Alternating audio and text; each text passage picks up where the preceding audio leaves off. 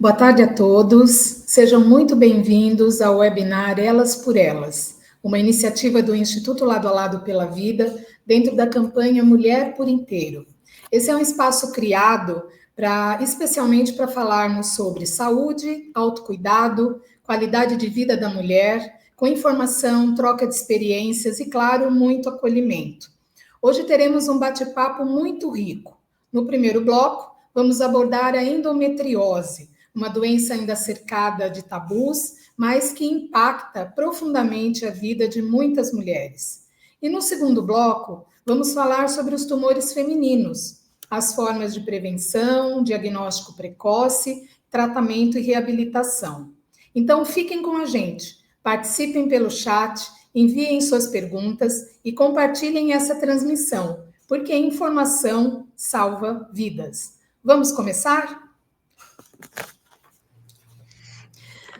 A endometriose afeta milhões de mulheres no Brasil e no mundo, né? É uma doença que muitas vezes tem um diagnóstico demorado, e para entender melhor esse cenário, quais os impactos que essa doença traz para a vida das mulheres e os caminhos que são possíveis, né, no enfrentamento da doença, eu tenho a alegria de receber hoje a Hannah Parnes, que é uma cientista política. Ela é uma paciente de endometriose e fundadora do projeto Endopolítica, e o doutor Daniel Caraça, que é ginecologista e obstetra, médico da equipe de endometriose do Hospital Israelita Albert Einstein. Peço que, assim, rapidamente, os dois se apresentem, né, para a nossa audiência, falando um pouquinho aí de vocês, por favor. Pode começar, Ana, se você quiser. Oi, gente. Obrigada pelo convite, Denise. É um prazer estar aqui. Meu nome é Hannah Parnes, eu sou cientista política, eu sou paciente de endometriose. Demorei 8 anos para ter o meu diagnóstico, na média nacional, que de acordo com a Fiocruz é entre 7 e 12 anos. E sofri muito por negligência médica, passei por uma primeira cirurgia ali, até tive o diagnóstico um pouco... quando os sintomas pioraram muito, eu não demorei muito a ter o diagnóstico. Assim que eu tive uma negativa, eu sou teimosa, e aí eu fui atrás de uma radiologista especializada no exame de endometriose, e aí, com o espaço de 3 meses, eu tive um exame que dizia que eu não tinha nada e o outro que mostrava que eu tinha tudo. E aí, fui para o tratamento, passei por um primeiro tratamento que o médico me machucou, né, falando de um jeito claro, e depois, quando eu continuei com dor, ele disse que era tudo da minha cabeça, e aí foi só o começo de uma jornada buscando um alívio e um retorno na minha qualidade de vida. Perfeito, doutor. Olá, tudo bem? Meu nome é Daniel.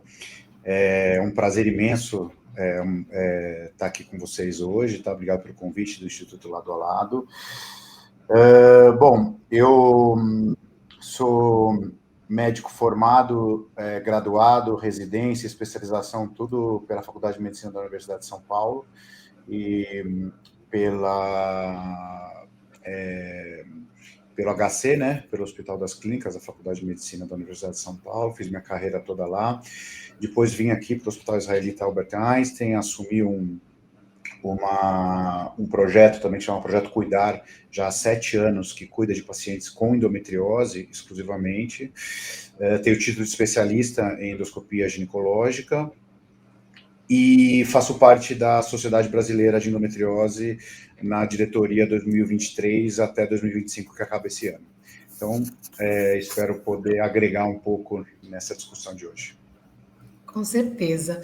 Bom, como a Hannah já compartilhou até um pouquinho aí da história dela, né, nessa jornada aí contra a questão do enfrentamento da endometriose, eu gostaria, doutor Daniel, que o doutor falasse um pouquinho sobre como está sendo feito hoje o diagnóstico da endometriose. Ela comentou de 8 anos, né, que ela levou para fazer esse diagnóstico. Esse é considerado um diagnóstico precoce ou a gente consegue atualmente ter um diagnóstico em menos tempo do que esse? Bom, A resposta a essa pergunta é depende, né? Então, assim, o que a Hannah falou é uma coisa que a gente vê com muita frequência, infelizmente, tá? A média nacional realmente é em torno de 8 a 12 anos que a gente faz o diagnóstico da doença. Isso é muito tempo, como ela mesma falou, sofrendo por muito tempo. E por que isso acontece? Né? Acontece por vários motivos, e o principal deles é a normalização dos sintomas álgicos, é a normalização dos sintomas de dor que a paciente sente, né? Então, assim, primeiro, a própria paciente, ela acha que é normal sentir dor. Eu vou fazer só um parênteses aqui para a gente continuar. Não é normal sentir dor, tá? Isso é uma coisa que tem que ficar bem claro para todo mundo. Não é normal sentir dor. Porém, existe uma normalização muito importante. Então, a paciente, ela tem dor, ela tem cólica menstrual, ela fala para a mãe, fala para a amiga, e ela sempre ouve a mesma frase: eu também tinha, a sua amiga, a sua avó também tinha, eu também tenho, isso daí vai passar. A próxima, existe essa normalização dos sintomas. O próprio médico também acha que é normal também a paciente sentir esses sintomas álgicos, né? Então, a paciente acaba comentando com o médico também que sente dor, que sente cólica menstrual, e o próprio médico também fala: olha, isso é normal, isso vai passar, toma algum analgésico, alguma coisa assim, né? Paralelamente a isso, quando a gente vai evoluindo nos sintomas, a paciente propriamente, ela acaba se fechando nela mesma. Isso é uma coisa muito importante. E ela acaba sofrendo sozinha. Ela não vai continuar falando que está com dor para as outras pessoas, para o médico, porque todo mundo falou que é normal, então ela acaba postergando demais uma conduta mais ativa, né? Achando que para ela mesma que é normal sentir isso. Né? E isso acaba aumentando mais para a gente conseguir fazer o diagnóstico. Paralelamente a isso, os exames de imagem são muito difíceis de serem feitos, são muito difíceis de serem interpretados, né? Hoje em dia, a gente faz o diagnóstico com 2 exames específicos, que é o ultrassom transvaginal com preparo intestinal ou ressonância magnética, né? São 2 exames que a gente faz. Ou seja, não são 2 exames que são disponíveis para todas as pacientes, não estão disponíveis em todos os serviços, né? Então, o que acaba ocorrendo? Muitas vezes a paciente faz e vê exatamente isso que a Hannah falou. O exame está normal, mas não está normal, porque o operador não sabe ver, não é fácil. Existe uma especialidade médica, radiológica, por trás disso, que o profissional muitas vezes não tem, né? Então, por isso é muito difícil. Em grandes centros, como por exemplo São Paulo, Rio de Janeiro, os médicos especializados, é um pouco mais fácil da gente fazer o diagnóstico. Só que considerando o Brasil, é muito difícil a gente fazer o diagnóstico, por isso que demora tanto tempo. Entendi. Realmente parece assim uma saga, né? Em busca do diagnóstico, né? Ana, queria que você contasse para a gente, assim, como que você descobriu, né? Você tinha alguns sintomas que te levaram a desconfiar, que tinha alguma coisa que não estava bem? Como é que você descobriu a endometriose, assim? Bom, primeiro eu sou de Brasília, então é um cenário fora de São Paulo e Rio, tive que ir para aí depois. Mas eu comecei, assim, menstruação sempre foi sinônimo de ficar doente para mim, que eu acho que era a analogia que eu conhecia, né? Eu sempre tinha associado, tipo, uma alergia muito grande, uma fraqueza muito grande, assim, uma fadiga muito grande. Eu tinha, às vezes, diarreia, às vezes tinha constipação e ficava alternando, e sempre muita dor, cólica que fazia vomitar, mas eu tendia a associar isso como se fosse uma gripe, uma virose, né? E não era. E também tinha outra coisa, o meu fluxo era muito intenso, então eu tinha problema na escola, porque eu tinha muitos coágulos, então mesmo que eu trocasse o absorvente a cada 1 hora, às vezes vinha demais e aí causava uma situação que eu andava só de casaco, assim, a adolescência inteira, porque eu amarrava o casaco na cintura e conseguia sair para ir embora.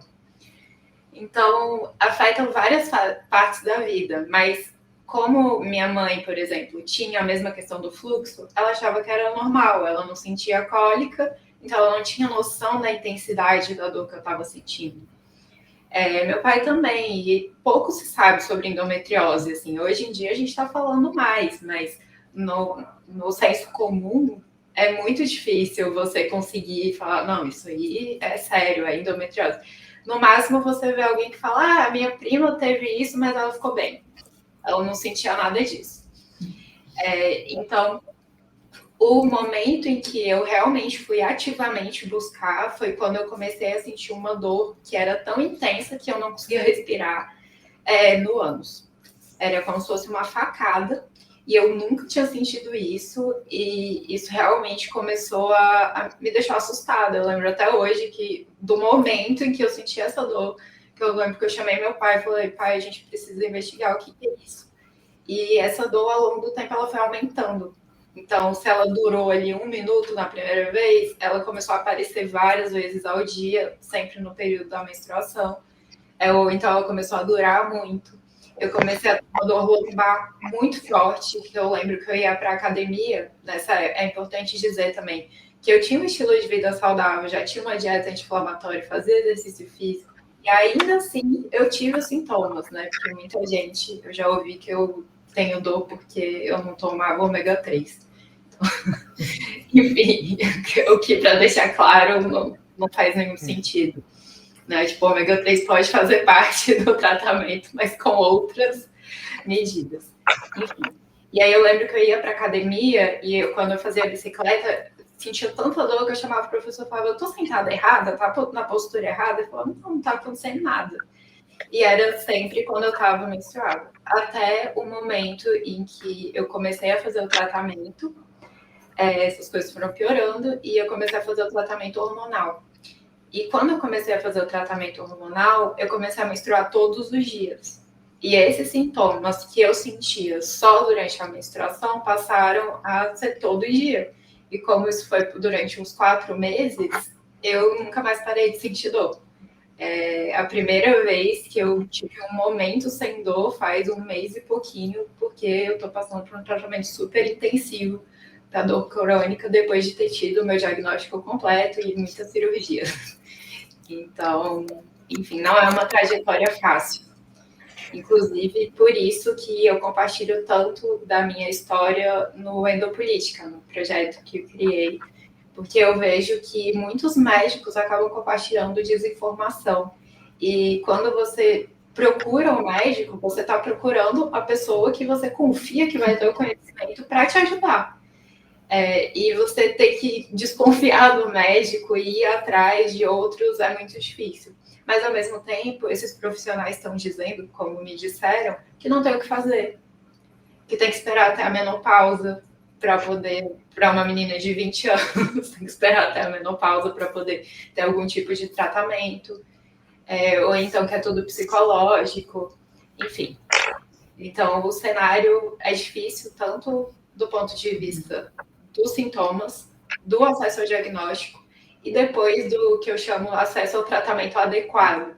Porque muitas vezes você tem o acesso ao diagnóstico, mas você vai ser tratado de uma forma equivocada por um médico que não é um especialista de verdade, ou então que está tentando vender ali uma cura ou soluções fáceis para problemas muito complexos. Né?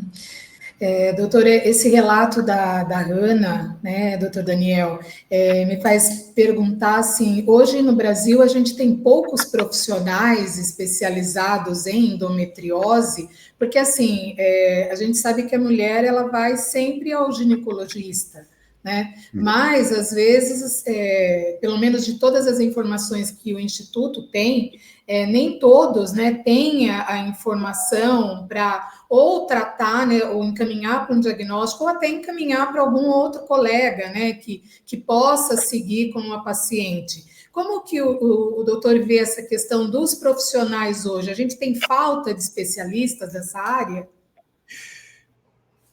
Sim. De fato, há um grande desconhecimento sobre a doença ainda, né, no Brasil, e eu acho que esse tipo de campanha, isso que a gente está fazendo aqui hoje, é algo extremamente importante de conscientização, tanto para o paciente quanto para o médico, né? A primeira coisa que o médico tem que fazer é lembrar e pensar na endometriose como uma das causas da dor que a paciente está sentindo. Complementando o que eu falei antes, o grande problema da endometriose é que não existe um sintoma específico da doença. Tá? Os sintomas são muito vagos e podem se confundir com inúmeras outras doenças, tanto ginecológicos quanto não ginecológicos, né? Então, esse também, complementando o que eu falei, é um motivo do porquê da demora no diagnóstico, né? Ou seja, se a gente considerar todas as principais queixas que a paciente pode falar com a gente, é cólica menstrual, não necessariamente a endometriose, né? Dor pélvica crônica, não necessariamente a endometriose. Dor durante as relações sexuais, não necessariamente a endometriose. Então, por isso que acaba tendo essa demora também. E os médicos, então, eles não pensam na endometriose, não sabem. E existem muito poucos médicos habilitados realmente na condução desse tipo de paciente, né? Muitas vezes a gente orienta transferir esse tipo de paciente com endometriose, porque a endometriose é uma doença multidisciplinar, então precisa ter um centro, muitas vezes terciário, e que tenha uma equipe multidisciplinar para atender a paciente, né? Então, a resposta é sim, tem muito poucos centros de endometriose no Brasil e que conseguem lidar com pacientes que possuem a condição. Uhum. E, inclusive, assim, uma outra dúvida também que eu tenho, né, que eu acho que é importante trazer, o Instituto, a gente aborda a questão da endometriose já há algum tempo, né, e a gente sempre soube, né, tudo que está sendo falado aqui com relação à dor, né, com relação a fluxo menstrual muito forte, muito intenso, tem dores que são incapacitantes, a mulher tem que ir para o hospital, ela não consegue trabalhar, tem uma série de dificuldades. Agora, por exemplo, no caso da Hannah, e eu tenho o privilégio de conhecê-la, né? Ela tem uma endometriose, assim, que é uma coisa muito severa, né? A gente nunca tinha visto que, assim, tem não sei se eu posso chamar de sequela, né, do que aconteceu ao longo do tratamento dela, mas é tão severa que você não imagina que pode chegar nesse ponto, né? Então, assim, às vezes a mulher, ela fica, a que tem o conhecimento, ela fica com aquela informação do que mais no raso, né? Do que parece que é o mais normal e que não é. Agora, existe um lado também da endometriose que ela traz aí uma consequência e uma sequela muito severa para a mulher, né? Então, assim, eu acho que isso seria importante abordar também, né? Até como um alerta realmente da parte dos médicos, da parte uma conscientização maior, porque aí o desafio fica ainda mais difícil, né? Não é, Hannah? Não é isso que você acaba enfrentando mais no teu dia a dia? Sim, com certeza. Eu vejo que se eu tivesse tido acesso ao tratamento adequado depois do diagnóstico, direto, a minha trajetória teria sido muito menos difícil. O que aconteceu comigo foi, assim, a gente ainda nem sabe exatamente a explicação completa, porque estão sendo feitos estudos nesse momento. A gente tem mais estudos para calvície do que para endometriose, né? Então, tem essa questão. Mas eu tinha uma endometriose profunda, pegando toda a região dos ligamentos uterossacros e a região retrocervical. Eu passei pela primeira cirurgia, que foi incompleta, e continuou lá a endometriose. Tinha também bastante... Quando eu fiz a segunda cirurgia de endometriose, já com um profissional de São Paulo, que fez certinho, eles viram que eu tinha uma quantidade muito grande de varizes pélvicas, que é comum em várias pacientes de endometriose, e que eu tinha também várias estruturas que eles chamam de pockets, pelo que eu entendi, é do peritônio, né? Seria uma coisa mais superficial, mas que estavam causando, junto com a endometriose profunda, uma compressão nas raízes sacrais. que é quando os nervos saem da coluna, assim, explicando de um jeito bem fácil, assim, é no lugar que os nervos saem da coluna e vão ali para a pelve, tipo ciático, que a gente conhece mais. Só que, aí, depois dessa cirurgia, eu tive uma melhora, mas eu não tive a melhora que a gente esperava. Então, eu tive sorte que o meu médico, um dos meus médicos, teve uma especialização dele em neuropelviologia, que é uma especialidade que eu nunca tinha ouvido falar. Então, eu caí, assim, dei sorte mesmo. E aí, com isso, ele conseguiu fazer um diagnóstico mais completo e entender que realmente eu tinha uma inflamação, não era uma doença degenerativa, né? A gente fez vários exames. Então, provavelmente não era endometriose no nervo, que é raro também, mas eu tinha uma doença que estava irritando os meus nervos de L5 até S4, que é uma extensão bem grande. E a gente não sabia exatamente a causa, mas era um caso de encarceramento venoso, que é quando as veias, e eu lembro que eu tinha muitas varizes pélvicas, então isso fez parte aí do questionamento, né? As minhas veias comprimiram as raízes dos meus nervos. E isso acontece com vários pacientes de endometriose, mas é que nem eu falei, ainda está sendo feito estudos para entender se realmente há uma relação, como é que é isso, porque também parece ter uma relação com hipermobilidade, enfim. Então, tudo isso está sendo estudado agora, então não tem como dar uma resposta. Mas o que a gente sabe também é que provavelmente o meu nervo foi lesionado na primeira cirurgia. Então, o que explicaria o quadro inflamatório tão grande e tudo o que aconteceu, esse movimento de piora, né? Você vai para a cirurgia esperando uma melhora e ao longo dos anos eu fui piorando. Eu comecei a ter os sintomas muito severos, eu não consegui sair da cama literalmente em 2020. Então, estou quase 6 anos nessa luta, né? Com dor muito intensa, eu virei PCD. Realmente, essa compressão nos nervos causaram lesões que a gente está tentando recuperar do jeito que dá, mas, enfim, não é fácil, né? E o meu caso, o que me leva a falar disso, mesmo não tendo todas as respostas, é que por meio do Endopolítica a gente formou uma comunidade muito grande. E dentro dessa comunidade tem muitas mulheres com casos muito parecidos com o meu. Que por mais que não tenha essa compressão, tem os sintomas muito parecidos, também precisa de auxiliadores de mobilidade, que é algo que se fala muito no exterior, nos Estados Unidos, é algo muito comum para as pacientes de endometriose. Aqui eu acho que a gente ainda tem uma visão de tipo, eu não tô tão ruim assim, eu não tenho direito de usar uma cadeira de rodas, eu não tenho direito de usar uma bengala. E isso eu precisava, mas foi até uma coisa um fator que fez com que eu demorasse mais a ter acesso aos meus direitos e entendesse que eu podia prevenir as minhas crises, que eu não precisava estar na crise para poder fazer uso do direito, né? E aí tem um termo interessante que eles usam no exterior, até eu queria a opinião do doutor, que é o de mobilidade, como é que fala? Deficiência dinâmica.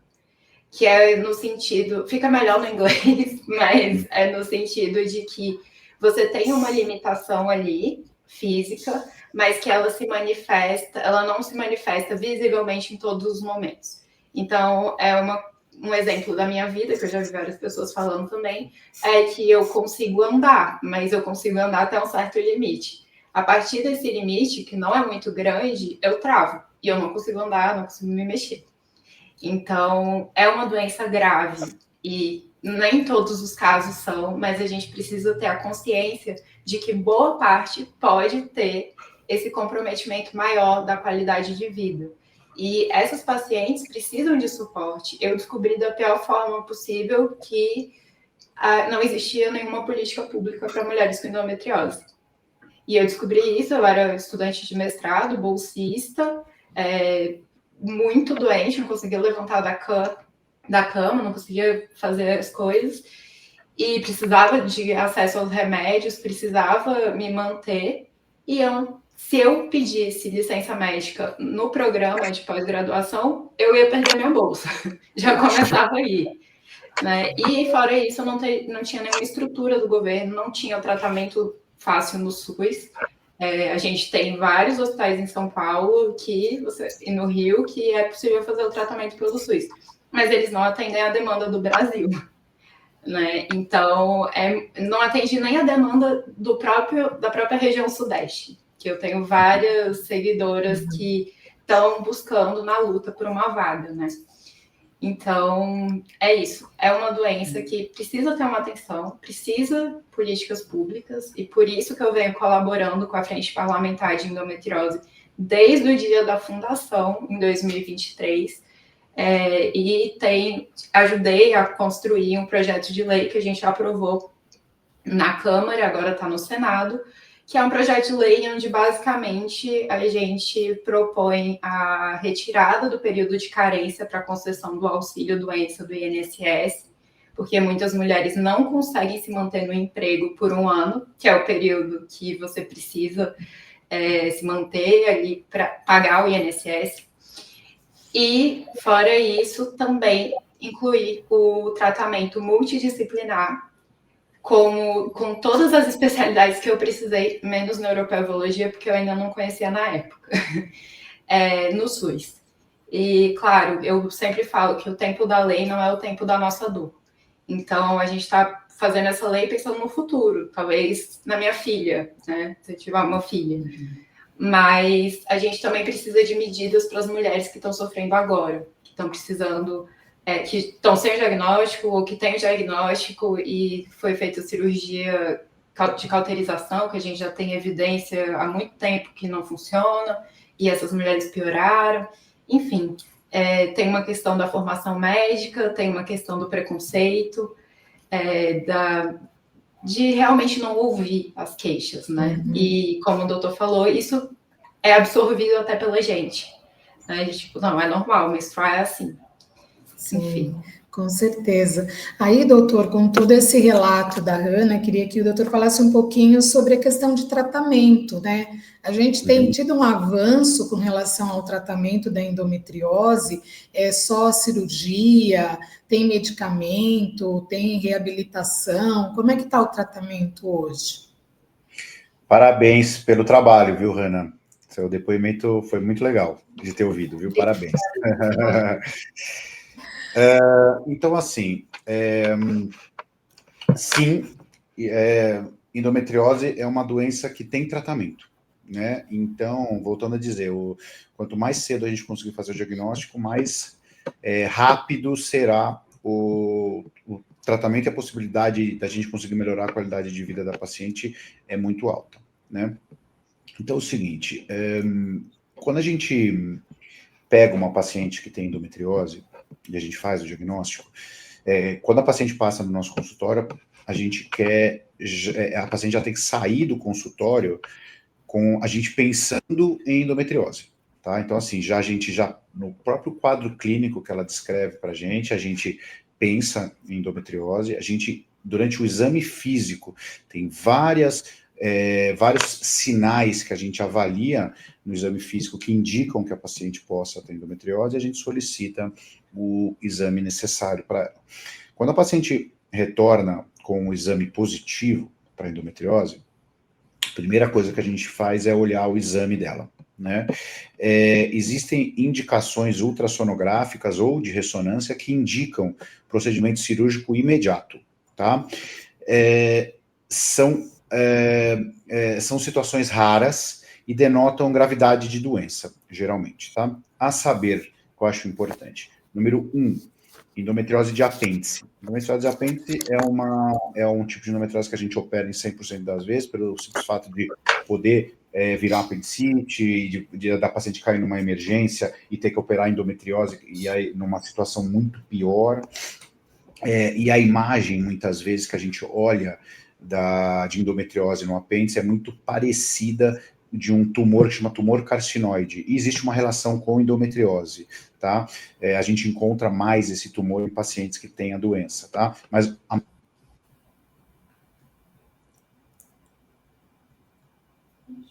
Estão ouvindo? Na maior parte das vezes é endometriose, tá? Essa é a primeira caixa.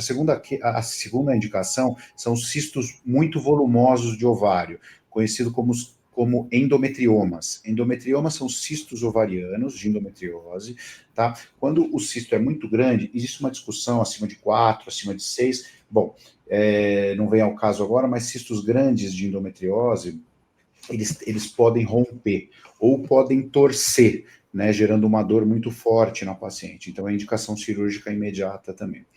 E as outras duas indicações são lesões intestinais que podem estar comprimindo o intestino, tá, levando a uma suboclusão, por exemplo, ou lesões de ureter também, comprimindo o ureter, tendo um comprometimento renal importante, né? Então, quando a paciente chega para a gente, independente do quadro clínico que ela se encontra, se tem dor, se não tem dor, a gente olhando isso e tem alguma dessas indicações, a gente indica a cirurgia imediatamente para a paciente. Graças a Deus, são casos raros disso que a gente encontra, tá? A partir do momento que a paciente não tem, né, nada disso, e a paciente, acho que talvez a gente converse a respeito disso com relação à parte gestacional, e a paciente não quer engravidar agora, nós podemos iniciar o tratamento clínico da paciente. Eu vou falar da parte ginecológica para terminar na resposta que você falou, tá? Parte ginecológica primeiro, anticoncepcional.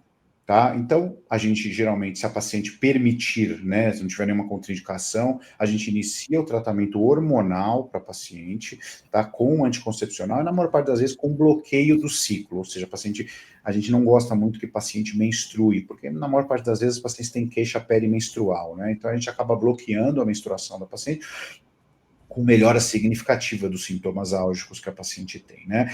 Com qual anticoncepcional? Qualquer um, tá? Qualquer um a gente consegue bloquear a menstruação.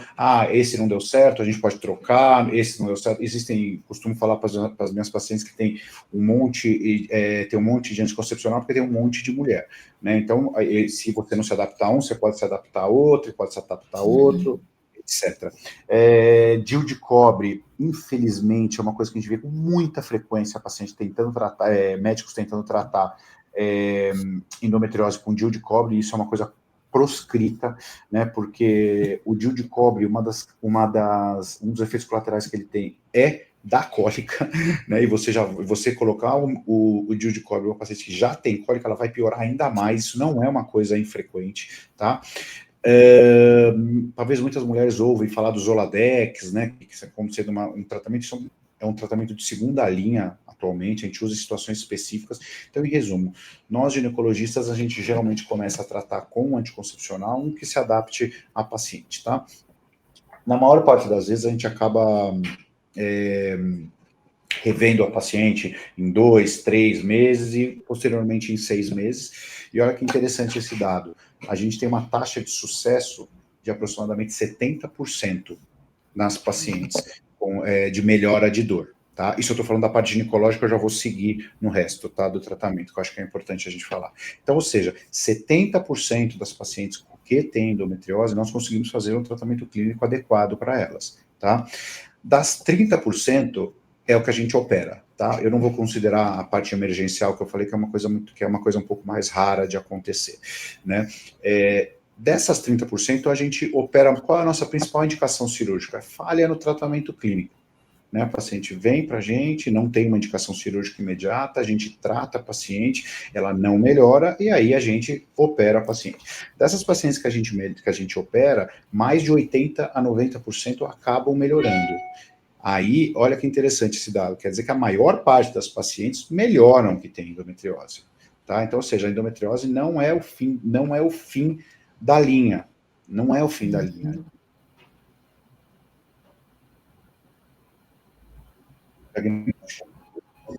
Iniciar o tratamento precoce, se tiver que operar a paciente precocemente, melhorar os sintomas álgicos que ela tem.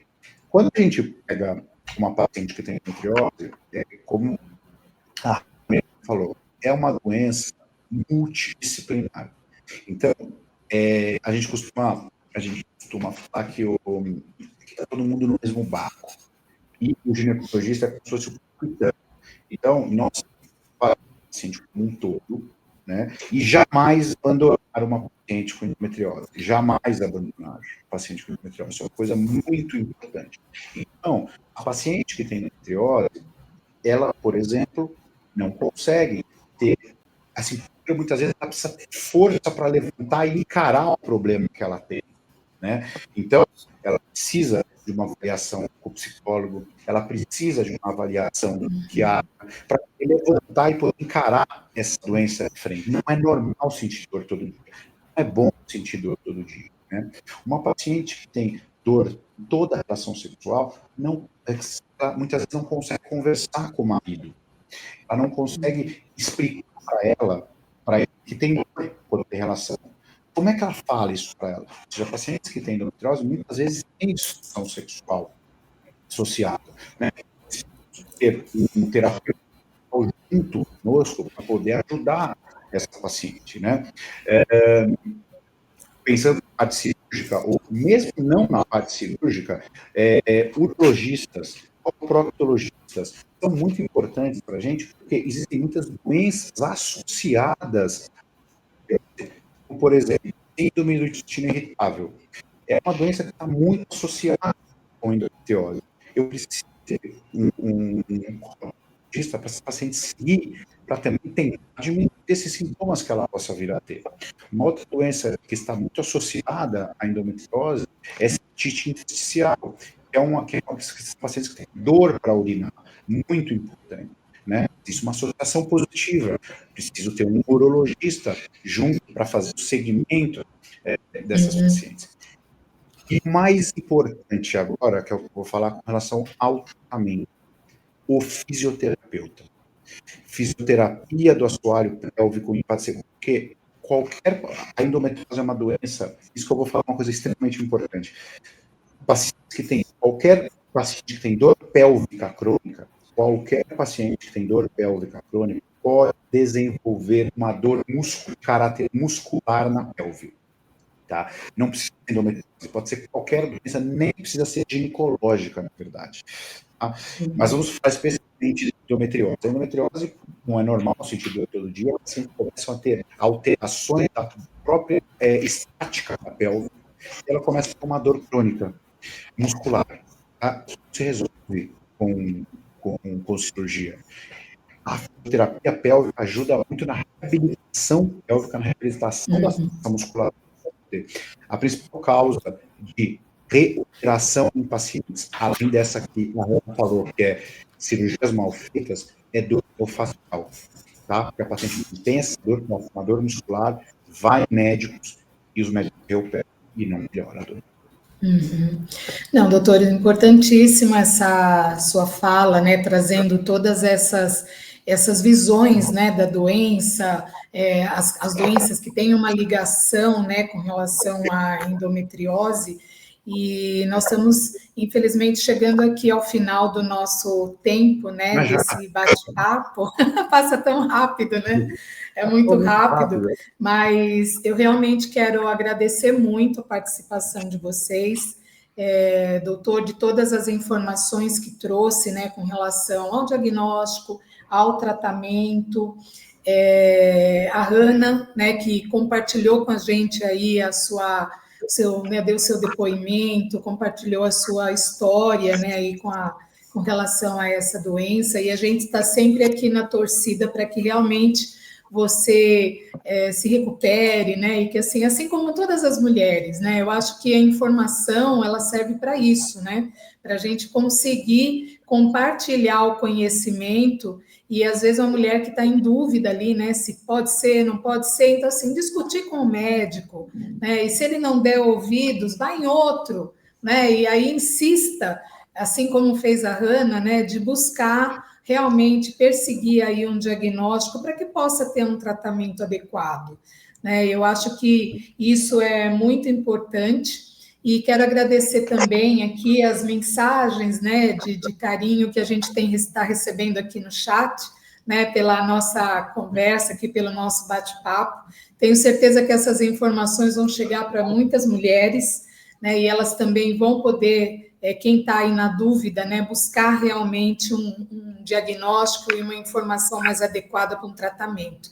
Então, agradeço muito a presença de vocês, espero repetir aí numa próxima, né, a gente continuar esse bate-papo. Eu acho que é um tema que vale, como disse o doutor, vale muito a pena a gente estar sempre abordando, né? Então, assim, espero ter uma próxima oportunidade aí para a gente voltar e abordar outros aspectos da doença, né?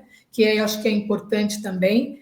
E agora a gente vai fazer, né, para quem está nos acompanhando aqui, nós vamos fazer uma pausa rapidinha de 10 minutos, mas eu peço para todos que estão acompanhando para que não saiam daí, porque na sequência a gente vai voltar com o nosso segundo bloco, que aí nós vamos falar sobre câncer, né? Os cânceres, os tumores ginecológicos, câncer de mama, e aí nós vamos falar também aí sobre prevenção, diagnóstico e tratamento. Então, mais uma vez, muito obrigado, espero vê-los em breve.